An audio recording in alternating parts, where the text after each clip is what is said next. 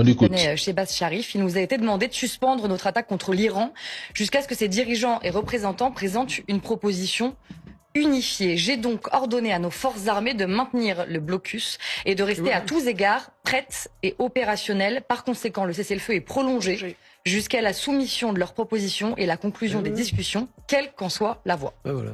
Ce qu'on a eu il y a même 15 jours. Normal. Il y en aura plein comme ça va hurler dans tous les sens. Des deux côtés, ils vont faire les mâles. Il faut qu'ils arrivent à un stade où ils arrivent à se parler. Vous voyez bien, aujourd'hui, on a deux pôles qui se rejettent. Ils n'arrivent même pas à se rapprocher. Il faut qu'on les rapproche. Et pour les rapprocher, il faut de mon point de vue, il faut un travail technique, underground, discret, solide. Long. Long, ils n'ont pas trop le temps, mais on peut très rapidement arriver à 2 ou 3 choses, au moins. Il y a 5 heures encore, il affirmait ne plus vouloir prolonger le cessez-le-feu.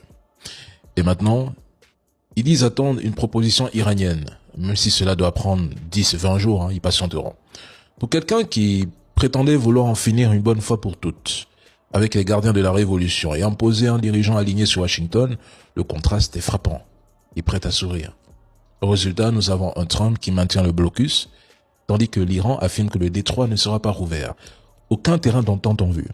Les propositions de Trump sont jugées inacceptables par Téhéran, tout comme les exigences iraniennes le sont pour Washington.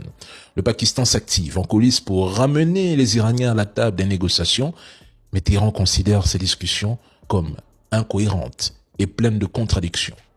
Nous constatons juste que la posture iranienne apparaît plus ferme et déterminée cette fois-ci. Pas question de perdre du temps dans des négociations qui offriraient un répit à l'adversaire. Pour Trump, l'heure est à la pression. Pénurie, tension sur les marchés, jeu des alliances, inflation, autant de leviers qui pourraient peser sur lui à l'approche des élections. C'est une situation qui progressivement érode son capital politique.